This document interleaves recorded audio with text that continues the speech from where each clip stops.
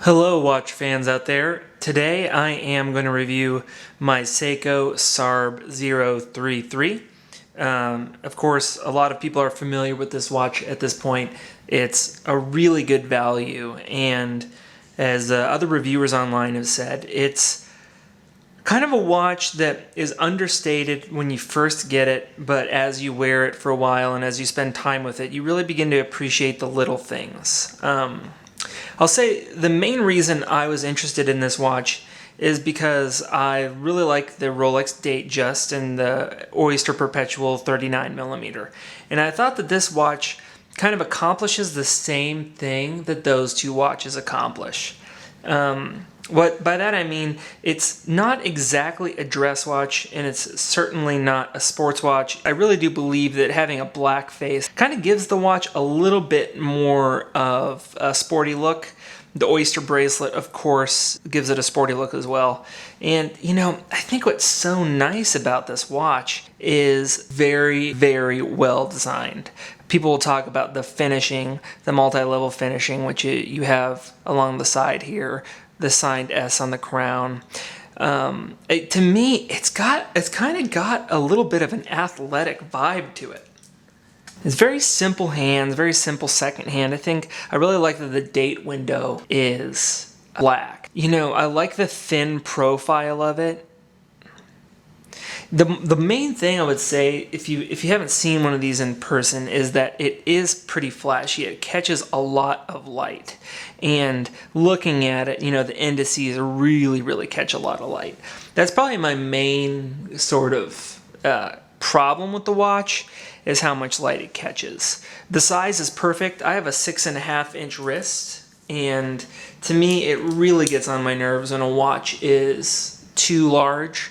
For example, the SKX007 to me overpowers my wrist too much. And this, I feel like, gives a nice gentleman's look. I love being able to see the wrist at the top and the bottom of the lugs.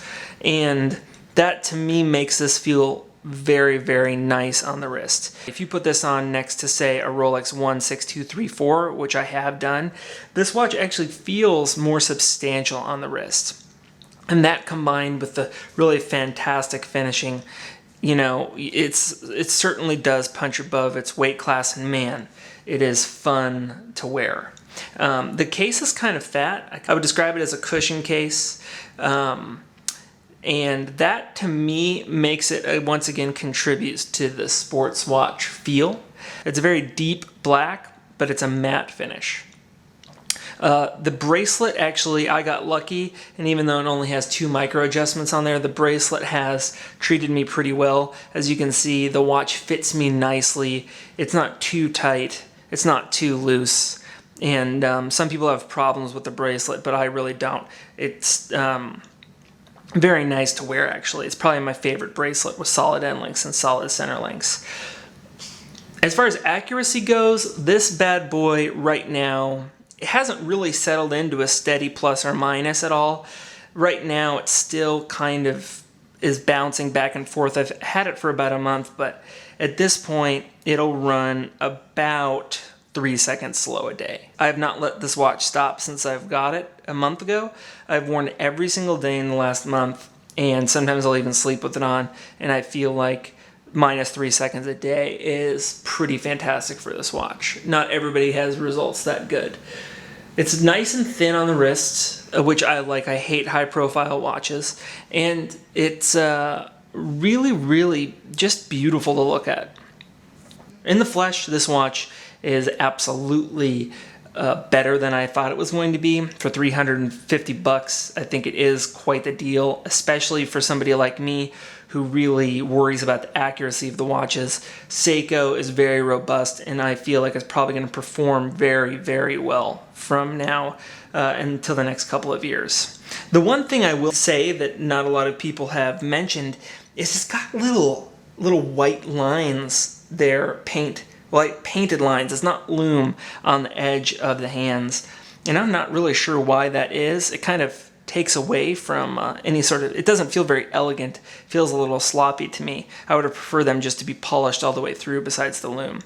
The Loom dots are pretty weird that they're on the inside of the indices instead of the outside. I definitely would have preferred it the other way around, but I'm sure that Seiko thought it looked cool, so it is what it is.